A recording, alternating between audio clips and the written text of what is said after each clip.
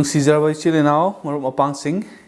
ꯏꯁꯣꯔꯕꯨ ꯊꯥꯒꯠꯂꯤ ꯉꯁꯤꯒꯤ ꯐꯖꯈ꯭ꯔꯕ ꯅꯨꯃꯤꯠ ꯑꯁꯤ ꯏꯁꯣꯔꯅ ꯑꯃꯨꯛ ꯍꯟꯅ ꯑꯩꯈꯣꯏ ꯃꯌꯥꯝꯕꯨ ꯄꯤꯅꯕꯤꯗꯨꯅ ꯏꯁꯣꯔꯒꯤ ꯋꯥꯍꯩ ꯇꯥꯃꯤꯟꯅꯕꯒꯤ ꯐꯖꯈ꯭ꯔꯕ ꯃꯇꯝ ꯑꯆꯥꯕ ꯃꯇꯝ ꯑꯁꯤ ꯏꯁꯣꯔꯅ ꯑꯩꯈꯣꯏꯕꯨ ꯄꯤꯕꯤꯔꯦ ꯂꯣꯏꯅꯅ ꯑꯩꯈꯣꯏꯒꯤ ꯄꯨꯟꯁꯤ ꯑꯁꯤꯗ ꯏꯁꯣꯔꯅ ꯀꯌꯥꯃꯨꯛ ꯅꯨꯡꯁꯤꯕꯤꯕꯒꯦ ꯑꯗꯨꯒ ꯏꯁꯣꯔꯁꯦ ꯀꯌꯥꯃꯨꯛ ꯐꯕꯒꯦ ꯍꯥꯏꯕꯁꯦ ꯑꯩꯈꯣꯏ ꯈꯜꯂꯨꯕ ꯃꯇꯝꯗ ꯏꯁꯣꯔꯕꯨ ꯊꯥꯒꯠꯇꯕ ꯉꯝꯗꯦ ꯑꯗꯨꯅ ꯑꯩꯈꯣꯏ ꯏꯁꯥ ꯏꯁꯥꯒꯤ ꯂꯩꯐꯝꯗ ꯏꯁꯣꯔꯕꯨ ꯊꯥꯒꯠꯃꯤꯟꯅꯁꯤ ꯉꯁꯤꯒꯤ ꯕꯦꯊꯦꯅꯤ ꯗꯤꯌꯥꯁꯄꯣꯔꯥ ꯆꯔꯆꯀꯤ ꯁꯦꯝꯖꯕ ꯃꯦꯁꯦꯖ ꯑꯁꯤ ꯏꯁꯣꯔꯒꯤ ꯃꯤꯡꯗ ꯑꯩꯈꯣই ꯄꯨꯛꯅꯤꯡ ꯆꯪꯅ ꯉꯥꯏꯍꯥꯛꯇꯪ ꯑꯩꯈꯣই ꯑꯃꯨꯛ ꯇꯥꯃꯤꯟꯅꯁꯤ ꯇꯦꯛꯁ ꯑꯁꯤ 1 Peter chapter 1 ꯒꯤ verses 14 to 16 ꯑꯁꯤꯗꯒꯤ ꯑꯩꯈꯣই ꯉꯁꯤ ꯄꯥꯃꯤꯟꯅꯒꯅꯤ ꯑꯗꯨꯒ ꯉꯁꯤꯒꯤ ꯃꯔꯨꯑꯣꯏꯕ ꯋꯥꯐꯝ ꯑꯩꯈꯣꯏꯅ ꯅꯩꯅꯒꯗꯧꯔꯤꯕ ꯑꯁꯤ obedient children ꯍꯥꯏꯕꯅꯤ ꯍꯥꯏꯕ ꯏꯟꯕ ꯃꯆꯥꯁꯤꯡ ꯍꯥꯏꯕꯒꯤ ꯃꯔꯝ ꯑꯁꯤꯗ ꯑꯩꯈꯣই ꯇꯥꯃꯤꯟꯅꯁꯤ इचिल इनाउसिंग अखोइना जिसुबु थाजब हाइबसे करमाइना खल्ली जिसुबु थाजबसे तसेंगना हाइरबदि अखोइ यामना याइफबा लाइबक फबा हाइबदु ओइबनी मरमदि to believe in the Lord Jesus is a privilege अखोइना हेक्ता ओइगे नत्रगा हेक्ता थाजगे हाइरगा हेक्ता ओइबा जाबा नते मसी ईश्वरगी अयाबा ईश्वरना तौबीबा थबक अदु यावदना मसी ओइबा ngamdabani aduna जिसु ख्रिस्टबु अखोइना थाजबा फंगबा थाजबगी असिगुमलबा प्रिविलेज असि फंगहनबसे अखोइ यामना लाइबक फबनी हाइबसी अहानबा मक्तदा थमजगे अदुगा लोइनना जिसुबु थाजबा मतमदा अखोइ असि थाजबसिंग अदु ओइबा मतमदा करी करी ईश्वर की शास्त्र असिना अखोइबु कमाइना कौबगे हाइबा कांदा दी इलेक्ट हाइबनी खंदोख्रबसिंग हाइबनी अनिसुबदा चिल्ड्रन ऑफ गॉड ईश्वर की मचासिंग मसिनी अखोइदा पीरिबा मिंगौ असे अखोइना जॉन की चैप्टर 1 verses 10 to 13 असे पारबदी असुमाइना उगनी मसी अखोइ मयाम अमुक्तंग पामिनसी जॉन की चैप्टर 1 verses 10 to 13 असिदा असुमाइना हाइबनी महक्ति ताइबंग पांदा लैरमी महक्की मपान ताइबंग पान असी लैरखी अदुबु ताइबंग पान की मी सिंगना महकपु खंगलमदे verse 11 दा महकना मसागी ओइबा मफमदा लाकले लेंगलकले अदुबु मसागी ओइबा मी सिंगना महकपु लौसिनदे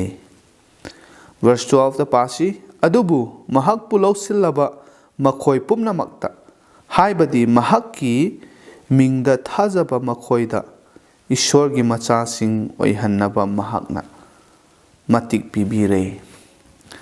verse 13 सुपासी मखोइ असि ईदगिसु हक्चांगी निंग बगी बदगिसु मिओइबगी निंग बदगिसु पोखिबा नते अदुबु ईश्वरदगी पोखिबनी ईश्वर की वाहैना फजना ताकपीरे जिसु ख्रिस्ट असि ताइबंग पांदा लाए करिगिदमक्ता to be the saviour अखोइगी कनबीबा मपु ओइबिननबगिदमक्ता अखोइबु पापतगी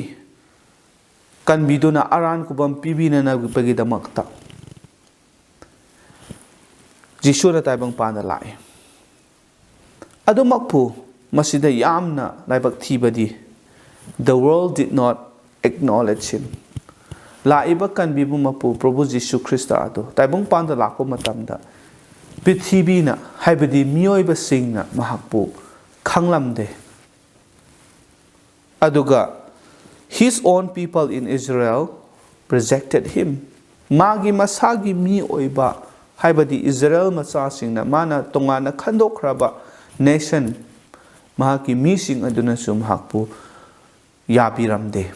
mahakpu reject torami masi ekhoina ui aduga amaromda yengba matamda there were some positive responses khara kari haisira positive oiba maongda response tawrakpa mi khara su lairami makhoi sing aduna Jisu Krista se kan biba mapuni haina makhoina thazarami aduga mahakpu lauselami aduga makhoina mabu thazabase tasengna makhoigi thamoi makhoigi wakhal khuding makna mahakpu asmaina thazarami madugi matungda aikhoina yengba matamda kari ui hairaga Jisu bu thazaraga mabu lausen khraba mising positive response tawraga believers oirakraba thazaba mising oirakraba sing adugi special blessing asi ishorna pibi bani madugi special blessing sing asi kari no haiba kanda ahan bada they were called children of God makhoi adu ishor gi macha sing haina kaubi bani ishorna ko aduga this privilege was given to them by the will of God masi makhoi mioi bagi aningba matungina oiba nate ishor gi aningbagi matungina oibani haibadi masai chu panja kare ai ishor gi macha oige hairaga mioi ba aikoi na hekta oiba yate aduga aina Jisu bu thazarage haina hekta thazaruba hekta ngamba nate masi ishor dagi silakpa ishor na tawbiba angakpa thabak aduni aduna ishor dagi lakpa natana aikoi masigi privilege ase aikoi phangma ngamde aduna ishor bu thazaraga Jisu bu thazaraga Jisu bu loksan khraba mi sing aduda ishorna makoi macha sing ishor gi macha sing oihalle aduga makoi ase magi aningbagi matungina masigi privilege ase ishor gi macha oibagi privilege ase mahakna pibi bani aduga hena amuk nungai badi God becomes our heavenly Father sarga gi ipa adu ishor mahakna oibire aikoi se macha oina lausan khrabani macha oihan khrabagi maramna ishor asi aikoi kuding makki damakta sarga da laiba aikoi gi ipa do oibire aduga we are to learn how to behave as good children of God maram aduna macha oi khraba aikoina ipa ishor mahakki apamba mahakki aningbagi matungina aphaba ishorgi machasing oiriba asina maram oiraga ishorgi machasingi lamchat sajat aduda aikoi hingba darkar oi haibani maduda aikoi henna madugi maram duda tamjaraga aikoi adumaina hingbase mathau tabani aduna how should the children of God behave ishorgi macha oiba tarabadi ishorgi macha singna karamhaina laigani makhoi gi lamjat sajatta wangang sangangda karamhaina laigani haibasi achauba wahang ama oire hojikti aduna masigi damakta aikoi 1 Peter chapter 1 gi verses 14 to 16 ase ngasigi aikoi gi text ase haktang aikoi pukning changna paminasi ai pathok chage verse 14 asida haiba inba angang singumna nakhoina khangdringaida tawbagumna hanagi apamba singi saktam loganu adubu nakhoibu kaubiba mahak adu asengba oibagumna nachat natau pumnamakta nakhoi asengba oyu maramdi masi iduna lay nakhoi asengba oigadabani maramdi aidi asengbani sorgi shastrani actually now sing masida phajana takpire ishorgi macha singna karamhaina laigani number 1 akhoi the expectation se ꯏꯄꯥ ꯏꯁꯣꯔꯅ ꯑꯩꯈꯣꯏꯗ expect ꯇꯧꯕꯁꯦ ꯄꯥꯝꯕꯁꯦ ꯀꯔꯤꯅꯣ ꯍꯥꯏꯕꯁꯦ number 1ꯗ ꯅꯤꯡꯁꯤꯡꯁꯤ ꯉꯁꯤ ꯑꯩꯈꯣꯏ ꯃꯤꯑꯣꯏꯕ ꯑꯣꯏꯔꯤꯕ ꯑꯗꯨꯒ ꯃꯄꯥ ꯑꯣꯏꯔꯤꯕꯁꯤꯡꯒꯤ ꯑꯦꯛꯁꯄꯦꯛꯇꯦꯁꯟꯁꯤꯒ ꯆꯞ ꯃꯥꯟꯅꯩ ꯑꯃꯔꯣꯝꯗ ꯍꯥꯏꯔꯒꯗꯤ ꯃꯗꯨꯗꯤ ꯀꯔꯤꯅꯣ ꯍꯥꯏꯔꯒ ꯃꯄꯥ ꯑꯣꯏꯕ ꯈꯨꯗꯤꯡꯃꯛꯅ ꯃꯆꯥꯁꯤꯡ ꯑꯁꯦ ꯍꯥꯏꯕ ꯏꯟꯕ ꯃꯆꯥꯁꯤꯡ ꯑꯣꯏꯒꯗꯕꯁꯤ ꯌꯥꯝꯅ ꯄꯥꯝꯃꯤ ꯑꯩꯁꯨ ꯄꯥꯝꯃꯤ ꯅꯈꯣꯏꯁꯨ ꯂꯣꯏꯅ ꯄꯥꯝꯃꯤ ꯑꯗꯨꯅ all fathers want their children to be obedient haiba inba machasing oibase mapa khudingmakna pame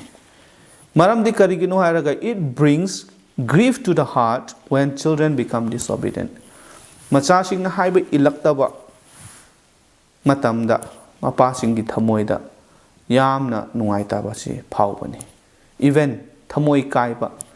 asi leitaba nate aduna mapa oiba khudingmakna machasingbo hayu inba machasing oiba si yamna pambani chap manana ishona su aikoi gi ipa ishona su macha oiriba aikoina magi haiba inba magi apamba punsi da aikoi chatpa hingba se ipa ishona yamna pami adu oirabadi why does God want believers to be obedient children ishorna thajakraba machasing ase or thajakraba ishorgi machasing asina obedient children haiba inba machasing oibase karigidamakta pambano haibase amuk yengba matamda number 1 it pleases God ishor bu yamna penhale haibani mana haiba inba mana tau haiba tawraga tawganu haiba tawdaba matamda magi aningbada aikoina hingba matamda mangonda yamna nungaijai haye penhale haibani ani shubada it brings joy to the heart ishorgi thamoi maktadasu adukki matik haraubase phanghalle macha oiriba aikoina magi haiba inba matamda aduga it reflects the fact that God has brought them up well masina takpadi karino hairaga makoi si ishorna mahaki wahaiga matungina phajana makoibu pukhatpire yokhatpire haibase utpani magi haiba inba matamda aduga it is a good testimony macha sing oiriba aikoi damakta ishorgi matik mangal phongdokpada masi yamna afaba testimony ama oina lay aduna mapa ma oina ishorna macha sing aikoi se magi haiba inba magi aningbada chatpa haibase masi yamna pami masina mabu thamoi harawali penhalli aduga masina aikoibu ishorna asukki matik nungsi yok thakpi aduga ngak senbi haibasisu masida utphibani aduna aikoisu mioiba oiriba mama mapasing maru aina mapa oiriba sing aikoina masi chap manana khangi aduga chap manana aikoina su ishorda aikoigi ipa oiriba mangonda tawpham thokpani haibasi ngasigi ishorgi wahai ngasigi text asina takpibani aduga hangba yaba question amadi karino hairaga is it easy to be obedient children haiba inba machasing oibase yamna laibra aikoina loina khangi asi yamna laiba nate it is difficult it is not easy to be obedient children mi khuding makni maramdi mioibagi wakhal se thamoi se karino hairaga aigi apamba aigi aningbada chatpase loina pambani kana amatagi control makhada lainingde kana amatagi kari haisira wa makhada aikoina chatpa tawbase aikoi kaya pamnade aduna obedient oiba haiba inba machasing oibase yamna lubani school gi angang sing su khangi high school kaba matamda oja sing na haibase inbase yamna lubani aduga moigi mamangda haiba inba sarabasu lotna aikoi tuminna kadigumba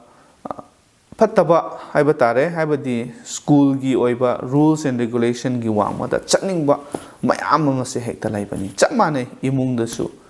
aduga church gi oiba circle manung sida su ashumaina awaba se laitaba nate aduna haiba inba angang oibase yamna lubani ꯑꯩꯈꯣꯏꯒꯤ ꯑꯉꯥꯡ ꯑꯃ ꯂꯩꯌꯦ ꯃꯄꯥꯅ ꯍꯦꯛ ꯍꯦꯛ ꯐꯥꯒꯤ ꯇꯧꯕꯗ ꯌꯥꯎꯍꯟꯕ ꯍꯥꯏꯕꯗꯤ ꯑꯉꯥꯡꯁꯦ ꯍꯥꯏꯕ ꯏꯟꯕ ꯑꯉꯥꯡ ꯑꯣꯏꯕꯁꯦ ꯄꯥꯝꯕꯅꯤꯅ ꯑꯐꯕ ꯊꯕꯛ ꯅꯠꯇ꯭ꯔꯒ ꯄꯥꯈꯣꯟ ꯁꯤꯕ ꯈꯣꯠꯄꯁꯦ ꯍꯦꯛ ꯍꯦꯛ ꯊꯥꯕ ꯑꯗꯨꯒ ꯑꯁ ꯅꯪ ꯒꯨꯗ ꯕꯣꯏꯅꯤ ꯍꯥꯏꯕꯤꯕ ꯅꯪ ꯌꯥꯝꯅ ꯐꯩ ꯍꯥꯏꯕ 이ꯜꯂꯦ ꯑꯗꯨꯝ ꯍꯥꯏꯕꯤꯕ ꯑꯗꯨꯒ ꯅꯪ ꯒꯨꯗ ꯕꯣꯏꯅꯤ ꯅꯪ ꯍꯥꯏꯕ 이ꯜꯂꯦ ꯍꯥꯏꯔꯒ ꯄꯥꯈꯣꯟ ꯍꯦꯛ ꯍꯦꯛ ꯁꯤꯕ ꯑꯗꯨ ꯂꯥꯁꯇꯗꯤ ꯑꯉꯥꯡꯁꯤꯅ ꯀꯔꯤ ꯍꯥꯏꯕ꯭ꯔꯥ ꯍꯥꯏꯔꯒ ꯑꯁ ꯏꯄꯥ ꯍꯥꯏꯕ ꯏꯟꯕ ꯑꯉꯥꯡ ꯑꯣꯏꯕ ꯒꯨꯗ ꯕꯣꯏ ꯑꯣꯏꯕꯁꯦ ꯂꯥꯏꯗꯦꯅꯦꯀꯣ ꯍꯥꯏꯌꯦ ꯑꯗꯨꯃꯥꯏꯅ ꯍꯥꯏꯕ ꯏꯟꯕ ꯑꯉꯥꯡ ꯑꯣꯏꯕꯁꯦ ꯃꯆꯥ ꯑꯣꯏꯕꯁꯦ ꯌꯥꯝꯅ ꯂꯥꯏꯕ ꯅꯠꯇꯦ ꯑꯗꯨꯃꯛꯄꯨ ꯑꯩꯈꯣꯏ ꯃꯁꯤ ꯌꯥꯝꯅ ꯃꯔꯨ ꯑꯣꯏ ꯍꯥꯏꯕꯁꯤꯗꯤ ꯏꯁꯣꯔꯒꯤ ꯋꯥꯍꯩꯅ ꯇꯥꯛꯄꯤꯔꯦ ꯀꯔꯤꯒꯤꯗꯃꯛꯇ ꯑꯩꯈꯣꯏ ꯍꯥꯏꯕ ꯏꯟꯕ ꯃꯆꯥ ꯑꯣꯏꯕꯁꯤ ꯂꯨꯕ꯭ꯔꯥ ꯍꯥꯏꯕ ꯇꯥꯔꯕꯗꯤ we are inclined to do the following ꯍꯥꯏꯕꯗꯤ ꯑꯩꯈꯣই ꯍꯦꯛꯇ ꯅꯥꯊꯩꯅꯅ ꯑꯇꯣꯞꯄ ꯍꯥꯏꯕ ꯏꯟꯕ ꯃꯆꯥꯁꯤꯡꯒꯤ ꯇꯧꯒꯗꯕ ꯅꯠꯇꯕ ꯃꯌꯥꯝ ꯑꯁꯤꯅ ꯑꯩꯈꯣꯏꯁꯦ ꯆꯤꯡꯂꯒ ꯂꯩꯌꯦꯕ ꯃꯗꯨ ꯀꯔꯤꯅꯣ ꯍꯥꯏꯔꯗꯤ we like to live as we please ꯍꯥꯏꯕꯗꯨꯅꯤ ꯑꯩꯈꯣꯏꯒꯤ ꯑꯄꯥꯝꯕ ꯑꯗꯨꯗ ꯑꯩꯈꯣꯏ ꯍꯤꯡꯅꯤꯡꯉꯤ we do not like to obey ꯑꯩꯈꯣꯏꯅ ꯍꯥꯏꯕ ꯏꯟꯅꯤꯡꯗꯦ ꯑꯗꯨꯒ we are like foolish and spoiled children ꯃꯔꯛ ꯃꯔꯛꯇꯗꯤ ꯑꯩꯈꯣꯏ ꯑꯄꯪꯕ ꯃꯆꯥꯁꯤꯡ ꯑꯗꯨꯒ spoil ꯌꯥꯗ꯭ꯔꯕ ꯃꯥꯡꯈ꯭ꯔꯕ ꯃꯆꯥꯁꯤꯡꯒꯨꯝꯅ ꯑꯩꯈꯣꯏ ꯍꯦꯛꯇ ꯄꯨꯟꯁꯤꯁꯤ ꯆꯠꯅꯤꯡꯉꯤ ꯍꯤꯡꯅꯤꯡꯉꯤ ꯃꯁꯤꯅꯤ ꯑꯗꯨꯃꯛꯄꯨ ꯉꯁꯤ ꯑꯩꯈꯣꯏꯅ ꯅꯤꯡꯁꯤꯡꯒꯗꯕ ꯑꯃꯗꯤ ꯀꯔꯤꯅꯣ ꯍꯥꯏꯔꯒ what would happen if we are disobedient children ꯑꯩꯈꯣꯏꯅ ꯍꯥꯏꯕ ꯏꯟꯕ ꯃꯆꯥꯁꯤꯡ ꯑꯣꯏꯗꯕ ꯃꯇꯝꯗ ꯑꯩꯈꯣꯏꯗ ꯀꯔꯤ ꯊꯣꯛꯀꯅꯤ ꯑꯩꯈꯣꯏꯗ ꯀꯔꯤ ꯑꯣꯏꯒꯅꯤ ꯍꯥꯏꯕꯁꯤꯁꯨ ꯈꯟꯕ ꯃꯊꯧ ꯇꯥꯕꯅꯤ ꯃꯁꯤꯗ ꯑꯩꯈꯣꯏꯅ ꯌꯦꯡꯂꯕꯗꯤ we will not be greatly blessed ꯏꯁꯣꯔꯒꯤ ꯕꯣꯔ ꯑꯩꯈꯣꯏ ꯐꯪꯕ ꯉꯝꯂꯣꯏ ꯍꯥꯏꯕ ꯏꯟꯗ꯭ꯔꯕ ꯏꯁꯣꯔꯒꯤ ꯃꯆꯥ ꯑꯃ ꯑꯣꯏꯅ ꯏꯁꯣꯔ ꯏꯄꯥ ꯏꯁꯣꯔꯒꯤ ꯍꯥꯏꯕ ꯌꯥꯊꯪ ꯏꯟꯗ꯭ꯔꯕ ꯏꯁꯣꯔꯒꯤ ꯕꯣꯔ ꯑꯩꯈꯣꯏ ꯐꯪꯕ ꯉꯝꯂꯣꯏ ꯏꯄꯥꯒꯤ ꯋꯥ ꯏꯟꯗ꯭ꯔꯕ ꯏꯄꯥꯅ ꯍꯥꯏꯕ ꯋꯥꯍꯩ ꯑꯁꯤꯗ ꯑꯩꯈꯣꯏꯅ ꯀꯛꯂꯒ ꯇꯣꯉꯥꯟꯅ ꯑꯩꯒꯤ ꯑꯄꯥꯝꯕꯗ ꯆꯠꯄ ꯃꯇꯝꯗ ꯑꯩꯅ ꯐꯪꯒꯗꯕ ꯈꯨꯗꯣꯡꯆꯥꯕ ꯀꯌꯥ ꯑꯩꯅ ꯐꯪꯕ ꯉꯝꯂꯣꯏ ꯃꯁꯤ ꯁꯣꯏꯗꯅꯃꯛ ꯂꯩꯕꯅꯤ ꯑꯗꯨꯒ sin can ruin our life ꯄꯥꯞ ꯑꯁꯤꯅ ꯏꯁꯣꯔꯕꯨ ꯍꯥꯏꯕ ꯏꯟꯗ꯭ꯔꯒ ꯃꯥꯒꯤ ꯌꯥꯗꯕ ꯂꯝꯕꯤꯗ ꯑꯩꯈꯣꯏꯅ ꯆꯠꯄ ꯃꯇꯝꯗ ꯄꯥꯞ ꯑꯣꯏꯈ꯭ꯔꯕꯅꯤ ꯑꯗꯨꯒꯤ ꯄꯥꯞꯀꯤ ꯂꯝꯕꯤꯗꯨꯗ ꯑꯩꯈꯣꯏ ꯈꯣꯡꯊꯥꯡꯂꯒ ꯆꯠꯈ꯭ꯔꯕ ꯃꯇꯝꯗ ꯑꯩꯈꯣꯏꯒꯤ ꯄꯨꯟꯁꯤ ꯑꯁꯦ ꯄꯥꯞ ꯑꯁꯤꯅ ꯃꯥꯡꯍꯟꯕ ꯉꯝꯕꯅꯤ ꯃꯁꯤ ꯅꯤꯡꯁꯤꯡꯕ ꯗꯔꯀꯥꯔ ꯑꯣꯏ ꯑꯗꯨꯒ we will be chastised by the Lord one day ꯉꯁꯤ ꯑꯩꯈꯣই ꯀꯔꯤꯁꯨ ꯊꯣꯛꯇꯦ ꯀꯔꯤꯁꯨ ꯀꯥꯏꯗꯦ ꯍꯥꯏꯅ ꯂꯩꯔꯕꯁꯨ ꯏꯁꯣꯔꯒꯤ ꯃꯆꯥ ꯑꯣꯏꯈ꯭ꯔꯕ ꯃꯇꯨꯡꯗ ꯏꯁꯣꯔꯒꯤ ꯃꯆꯥ ꯑꯃꯅ ꯃꯄꯥ ꯏꯁꯣꯔꯒꯤ ꯍꯥꯏꯕ ꯏꯟꯗꯅ ꯆꯠꯂꯒ ꯑꯗꯨꯝ ꯂꯩꯈ꯭ꯔꯕ ꯃꯇꯝꯗ ꯅꯣꯡꯃꯒ ꯅꯠꯇ꯭ꯔꯒ ꯅꯣꯡꯃꯗꯤ ꯏꯁꯣꯔꯅ ꯃꯍꯥꯛꯄꯨ ꯋꯥꯔꯛꯀꯅꯤ ꯏꯁꯣꯔꯅ ꯋꯥꯔꯛꯄ ꯍꯥꯏꯕꯁꯦ ꯂꯥꯏꯗꯕꯅꯤ ꯏꯆꯤꯜ ꯏꯅꯥꯎꯁꯤꯡ ꯃꯁꯤ ꯑꯩꯈꯣꯏꯒꯤ ꯄꯨꯟꯁꯤꯗ ꯌꯥꯝꯅ ꯑꯋꯥꯕ ꯈꯥꯡꯕꯗ ꯌꯥꯝꯅ ꯋꯥꯕ ꯑꯗꯨꯒꯨꯝꯕ ꯏꯁꯣꯔꯒꯤ ꯋꯥꯔꯛꯄ ꯑꯩꯈꯣꯏ ꯐꯪꯒꯅꯤ ꯑꯗꯨꯅ ꯅꯪ ꯑꯩ ꯍꯥꯟꯅ ꯃꯁꯤꯒꯤ ꯏꯁꯣꯔꯒꯤ ꯆꯩꯔꯥꯛ ꯑꯁꯦ ꯋꯥꯔꯛꯄꯤꯕ ꯑꯁꯦ ꯊꯨꯡꯂꯛꯇ꯭ꯔꯤꯉꯩꯗ ꯂꯥꯛꯇ꯭ꯔꯤꯉꯩꯗ ꯑꯩꯈꯣꯏ ꯄꯥꯞꯀꯤ ꯂꯝꯕꯤꯗꯒꯤ ꯑꯩꯈꯣꯏ ꯂꯩꯊꯣꯛꯇꯨꯅ ꯏꯁꯣꯔꯒꯤ ꯏꯄꯥ ꯃꯍꯥꯛꯀꯤ ꯑꯅꯤꯡꯕ ꯆꯠꯂꯒ ꯃꯥꯅ ꯍꯥꯏꯕ ꯃꯥꯅ ꯄꯤꯕ ꯌꯥꯊꯪ ꯏꯟꯕꯁꯦ ꯃꯁꯤꯅ ꯑꯩꯈꯣꯏꯒꯤꯗꯃꯛꯇ ꯂꯥꯏꯕꯛ ꯐꯕ ꯑꯣꯏꯒꯅꯤ ꯍꯥꯏꯕꯅꯤ ꯑꯗꯨꯅ ꯏꯆꯤꯜ ꯏꯅꯥꯎꯁꯤꯡ ꯉꯁꯤꯒꯤ ꯃꯔꯨꯑꯣꯏꯕ ꯑꯩꯈꯣꯏꯒꯤꯗꯃꯛꯇ ꯆꯦꯂꯦꯟꯖ ꯑꯁꯤ ꯀꯔꯤꯅꯣ ꯑꯩꯈꯣꯏꯒꯤ ꯊꯥꯖꯕꯁꯦ ꯀꯔꯝꯍꯥꯏꯅ ꯑꯩꯈꯣই ꯄ꯭ꯔꯦꯛꯇꯤꯁ ꯇꯧꯒꯅꯤ ꯀꯔꯝ ꯍꯥꯏꯅ ꯁꯤꯖꯤꯟꯅꯒꯅꯤ ꯏꯆꯤꯜ ꯏꯅꯥꯎꯁꯤꯡ ꯑꯩꯈꯣই ꯊꯥꯖꯕ ꯑꯣꯏꯈ꯭ꯔꯕ ꯏꯁꯣꯔꯕꯨ ꯊꯥꯖꯈ꯭ꯔꯕ ꯏꯁꯣꯔꯒꯤ ꯃꯆꯥꯁꯤꯡ ꯑꯣꯏꯈ꯭ꯔꯕ ꯏꯁꯣꯔꯒꯤ ꯃꯆꯥ ꯑꯣꯏꯕꯒꯤ ꯑꯌꯥꯕ ꯅꯠꯇ꯭ꯔꯒ ꯄ꯭ꯔꯤꯚꯤꯂꯦꯖ ꯑꯁꯦ ꯑꯩꯈꯣই ꯏꯁꯣꯔꯅ ꯄꯤꯕꯤꯈ꯭ꯔꯕ ꯇꯥꯔꯕꯗꯤ ꯑꯩꯈꯣꯏ ꯅꯤꯡꯁꯤꯡꯒꯗꯕ ꯅꯠꯇ꯭ꯔꯒ ꯇꯧꯒꯗꯧꯕ ꯏꯊꯧ ꯑꯁꯦ ꯀꯔꯤꯅꯣ ꯍꯥꯏꯔꯒ ꯑꯩꯈꯣꯏ ꯏꯁꯣꯔꯒꯤ ꯃꯆꯥꯁꯤꯡ ꯍꯥꯏꯕ ꯏꯟꯕ ꯃꯆꯥꯁꯤꯡ ꯑꯣꯏꯅꯅꯕ ꯍꯣꯠꯅꯕ ꯗꯔꯀꯥꯔ ꯑꯣꯏꯌꯦ. We can become obedient children. ꯑꯩꯈꯣই ꯌꯥꯝꯅ ꯂꯨꯅ ꯈꯜꯂꯣꯏꯁꯤ. ꯍꯣꯏ, ꯍꯥꯏꯕ ꯏꯟꯕ ꯃꯆꯥ ꯑꯣꯏꯕꯁꯦ ꯂꯨꯗꯤ ꯂꯨꯏ, ꯑꯗꯨꯕꯨ ꯂꯨꯔꯕꯁꯨ ꯑꯩꯈꯣꯏ ꯑꯣꯏꯕ ꯉꯝꯂꯣꯏ ꯍꯥꯏꯕꯗꯤ ꯂꯩꯇꯦ. ꯑꯣꯏꯕ ꯌꯥꯕꯒꯤꯗꯃꯛꯇꯅꯤ obedient children ꯑꯣꯏꯌꯣ ꯍꯥꯏꯗꯨꯅ ꯏꯁꯣꯔꯒꯤ ꯋꯥꯍꯩꯅ ꯇꯥꯛꯄꯤꯔꯤꯕ ꯑꯁꯤ. ꯑꯗꯨꯅ ꯑꯩꯈꯣꯏ ꯏꯁꯣꯔꯒꯤ ꯃꯆꯥꯁꯤꯡ ꯍꯥꯏꯕ ꯏꯟꯕ ꯃꯆꯥꯁꯤꯡ ꯑꯣꯏꯕ ꯉꯝꯅꯅꯕ ꯑꯩꯈꯣꯏ ꯍꯣꯠꯅꯁꯤ. ꯑꯗꯨꯒ ꯑꯅꯤꯁꯨꯕꯗ ꯑꯩꯈꯣꯏꯗ ꯄ꯭ꯔꯦꯛꯇꯤꯀꯦꯜ ꯑꯦꯗꯚꯥꯏꯁ ꯑꯣꯏꯕ ꯈꯔ ꯅꯤꯡꯁꯤꯡꯒꯗꯕ ꯂꯩ. ꯃꯗꯨꯗꯤ ꯀꯔꯤꯅꯣ ꯍꯥꯏꯔꯒ the former life of lust, ꯑꯩꯈꯣꯏꯒꯤ ꯍꯧꯈ꯭ꯔꯕ ꯄꯨꯟꯁꯤꯗ ꯑꯩꯈꯣꯏꯒꯤ ꯑꯄꯥꯝꯕ ꯑꯅꯤꯡꯕ ꯍꯛꯆꯥꯡꯒꯤ ꯑꯣꯏꯕ ꯈꯨꯗꯤꯡꯃꯛ ꯑꯁꯤ ꯑꯩꯈꯣꯏꯅ ꯔꯤꯖꯦꯛ ꯇꯧꯒꯗꯕꯅꯤ, ꯂꯣꯏꯅ ꯊꯥꯗꯣꯛꯄ ꯗꯔꯀꯥꯔ ꯑꯣꯏꯌꯦ. ꯑꯗꯨꯒ we must not conform to sinful ways. ꯄꯥꯞꯀꯤ ꯂꯝꯕꯤ ꯑꯗꯨꯗ ꯑꯩꯈꯣꯏ ꯆꯪꯁꯤꯜꯂꯣꯏꯗꯕꯅꯤ. ꯃꯗꯨꯗꯒꯤ ꯑꯩꯈꯣꯏ ꯊꯣꯛꯂꯛꯅꯅꯕ ꯑꯩꯈꯣꯏ ꯀꯟꯅ ꯍꯣꯠꯅꯒꯗꯕꯅꯤ. ꯑꯗꯨꯒ this kind of lifestyle reflects ignorance. ꯀꯔꯤꯒꯨꯝꯕ ꯑꯩꯈꯣꯏꯅ ꯏꯁꯣꯔꯒꯤ ꯃꯆꯥꯗꯤ ꯑꯣꯏꯔꯦ ꯍꯥꯏꯔꯒ ꯍꯥꯟꯅꯒꯤ ꯄꯨꯟꯁꯤ ꯑꯗꯨꯗ ꯑꯩꯈꯣꯏ ꯑꯃꯨꯛ ꯆꯪꯂꯒ ꯑꯗꯨꯗ ꯍꯜꯂꯒ ꯑꯗꯨꯃꯥꯏꯅ ꯄꯥꯞꯀꯤ ꯄꯨꯟꯁꯤꯗꯨꯗ ꯂꯩꯔꯕꯗꯤ ꯑꯩꯈꯣꯏ ꯑꯁꯤ ꯀꯔꯤꯁꯨ ꯊꯧꯁꯥꯗꯕ ꯑꯗꯨꯒꯨꯝꯕ ꯃꯆꯥꯁꯤꯡ ꯑꯗꯨ ꯑꯣꯏꯕꯁꯤ ꯎꯠꯄꯅꯤ. ꯑꯗꯨꯅ ꯑꯩꯈꯣই ꯃꯁꯤ ꯈꯨꯗꯤꯡꯃꯛ ꯑꯁꯤ ꯊꯥꯗꯣꯛꯄ ꯉꯝꯅꯅꯕ ꯉꯁꯤ ꯑꯩꯈꯣꯏ ꯄ꯭ꯔꯦꯌꯔ ꯇꯧꯁꯤ, ꯍꯣꯠꯅꯒꯗꯕꯅꯤ. ꯑꯗꯨꯒ ꯑꯔꯣꯏꯕꯗ remember our faith in God. ꯏꯁꯣꯔꯕꯨ ꯊꯥꯖꯕ ꯑꯁꯦ ꯑꯩꯈꯣꯏ ꯇꯣꯏꯅ ꯅꯤꯡꯁꯤꯡꯁꯤ ꯍꯥꯏꯕꯅꯤ. ꯀꯔꯤ ꯅꯤꯡꯁꯤꯡꯒꯅꯤ? ꯑꯩꯈꯣꯏꯅ ꯊꯥꯖꯔꯤꯕ ꯏꯁꯣꯔ ꯑꯁꯦ He is a holy God. ꯃꯍꯥꯛꯇꯤ ꯑꯁꯦꯡꯕ ꯏꯁꯣꯔꯅꯤ ꯍꯥꯏꯕꯁꯦ number 1ꯗ ꯅꯤꯡꯁꯤꯡꯕ ꯇꯥꯏ.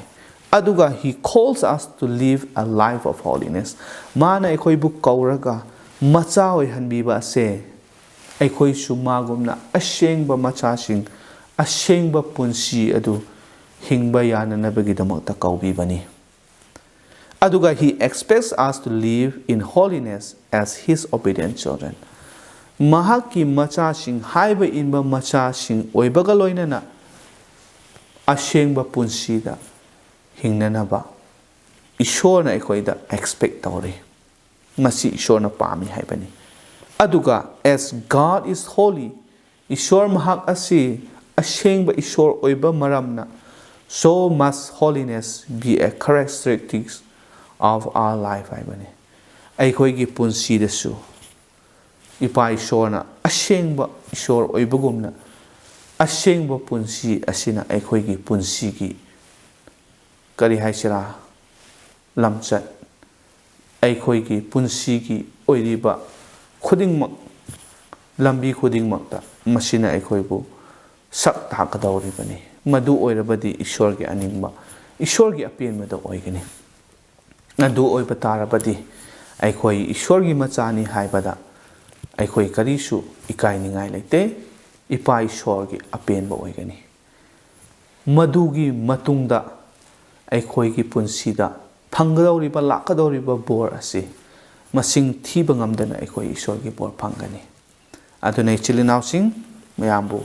ꯄꯨꯛꯅꯤꯡ ꯊꯧꯒꯠꯆꯅꯤꯡꯉꯤ. ꯑꯩꯈꯣꯏꯅ ꯉꯁꯤ ꯇꯥꯃꯤꯟꯅꯔꯤꯕ ꯏꯁꯣꯔꯒꯤ ꯋꯥꯍꯩ ꯑꯁꯤꯗ ꯃꯔꯨꯑꯣꯏꯕ ꯋꯥꯐꯝ ꯑꯁꯦ ꯍꯥꯏꯕ ꯏꯟꯕ ꯏꯁꯣꯔꯒꯤ ꯃꯆꯥꯁꯤꯡ ꯑꯗꯨ ꯑꯣꯏꯁꯤ. ꯑꯗꯨꯒ ꯏꯁꯣꯔꯒꯤ ꯕꯣꯔ ꯌꯥꯝꯅ ꯑꯩꯈꯣꯏꯒꯤ ꯄꯨꯟꯁꯤꯗ ꯐꯪꯕ ꯑꯣꯏꯃꯤꯟꯅꯁꯤ. ꯏꯁꯣꯔꯅ ꯍꯦꯟꯅ ꯕꯣꯔ ꯄꯤꯅꯕꯤꯕ ꯑꯣꯏꯁꯅꯨ. ꯇꯥꯈ꯭ꯔꯕ ꯈꯨꯗꯤꯡꯃꯛꯀꯤ ꯃꯊꯛꯇ ꯏꯁꯣꯔꯗ ꯉꯥꯏꯍꯥꯛꯇꯪ ꯍꯥꯏꯖꯁꯤ. ꯊꯥꯒꯠꯆꯔꯤ ꯏꯄꯥ ꯏꯁꯣꯔ, ꯅꯍꯥꯛꯀꯤ ꯅꯨꯡꯁꯤꯕꯒꯤ ꯃꯄꯥꯅ ꯉꯁꯤꯒꯤ ꯐꯖꯈ꯭ꯔꯕ ꯅꯨꯃꯤꯠ ꯑꯁꯤꯗ ꯅꯍꯥꯛꯀꯤ ꯋꯥꯍꯩ ꯇꯥꯃꯤꯟꯅꯕꯒꯤ ꯇꯥꯟꯖꯥ ꯅꯠꯇ꯭ꯔꯒ ꯑꯆꯥꯕ ꯃꯇꯝ ꯑꯁꯤ ꯅꯍꯥꯛꯅ ꯑꯩꯈꯣꯏꯕꯨ ꯄꯤꯕꯤꯔꯦ. ꯂꯣꯏꯅꯅ ꯅꯍꯥꯛꯀꯤ ꯋꯥꯍꯩꯗꯒꯤ ꯑꯩꯈꯣꯏꯕꯨ ꯄꯨꯛꯅꯤꯡ ꯊꯧꯒꯠꯄꯤꯗꯨꯅ ꯑꯃꯨꯛ ꯍꯟꯅ ꯑꯩꯈꯣই ꯑꯁꯤ ꯖꯤꯁꯨꯕꯨ ꯊꯥꯖꯔꯨꯕꯒꯤ ꯃꯔꯝꯅ ꯏꯁꯣꯔꯒꯤ ꯃꯆꯥ ꯏꯁꯣꯔꯅ ꯑꯣꯏꯍꯟꯕꯤꯔꯦ. ꯉꯁꯤꯗꯤ ꯏꯁꯣꯔꯒꯤ ꯃꯆꯥ ꯑꯣꯏꯔꯕꯅꯤꯅ ꯑꯩꯈꯣই ꯏꯄꯥ ꯏꯁꯣꯔꯒꯤ ꯍꯥꯏꯕ ꯌꯥꯊꯪ ꯈꯨꯗꯤꯡꯃꯛ ꯏꯟꯕ ꯃꯊꯧ ꯇꯥꯏ ꯍꯥꯏꯕꯁꯦ ꯅꯍꯥꯛꯀꯤ ꯋꯥꯍꯩꯅ ꯇꯥꯛꯄꯤ. ꯃꯔꯝꯗꯤ ꯑꯩꯈꯣꯏꯅ ꯍꯥꯏꯕ ꯏꯟꯕ ꯃꯇꯝꯗ ꯑꯩꯈꯣꯏꯒꯤꯗꯃꯛꯇ ꯃꯥꯡꯖꯕ ꯀꯔꯤꯁꯨ ꯂꯩꯇꯦ. ꯍꯦꯟꯅ ꯑꯩꯈꯣꯏꯒꯤ ꯇꯣꯡꯖꯕꯅꯤ. ꯏꯁꯣꯔꯒꯤ ꯕꯣꯔ ꯍꯦꯟꯅ ꯐꯪꯕꯒꯤ ꯂꯝꯕꯤ ꯑꯗꯨꯁꯨ ꯑꯣꯏ. ꯑꯗꯨꯒ ꯏꯁꯣꯔꯕꯨ ꯄꯦꯟꯍꯟꯕ, ꯏꯁꯣꯔꯕꯨ ꯍꯔꯥꯎꯍꯟꯕ ꯑꯗꯨꯒꯨꯝꯕ ꯌꯥꯝꯅ ꯃꯔꯨ ꯑꯣꯏꯕ ꯈꯣꯡꯊꯥꯡꯅꯤ ꯍꯥꯏꯕꯁꯦ ꯑꯩꯈꯣꯏꯕꯨ ꯇꯥꯛꯄꯤ ꯑꯗꯨꯅ ꯍꯥꯏꯕ ꯏꯟꯕ ꯅꯆꯥꯁꯤꯡ ꯑꯣꯏꯍꯟꯕꯤꯌꯨ ꯅꯍꯥꯛꯀꯤ ꯕꯣꯔ ꯍꯦꯟꯅ ꯐꯪꯍꯟꯕꯤꯌꯨ ꯍꯥꯏꯗꯨꯅ ꯊꯥꯒꯠꯆꯕꯒ ꯂꯣꯏꯅꯅ ꯈꯨꯗꯤꯡꯃꯛ ꯑꯁꯤꯒꯤꯗꯃꯛꯇ ꯄꯥꯞꯇꯒꯤ ꯍꯟꯗꯣꯛꯄꯤꯕ ꯑꯃꯠꯇ ꯉꯥꯏꯔꯕ ꯀꯟꯕꯤꯕ ꯃꯄꯨ ꯄ꯭ꯔꯚꯨ ꯖꯤꯁꯨ ꯈ꯭ꯔꯤꯁꯇꯒꯤ ꯃꯤꯡꯗ ꯅꯤꯖꯔꯤ ꯑꯥꯃꯦꯟ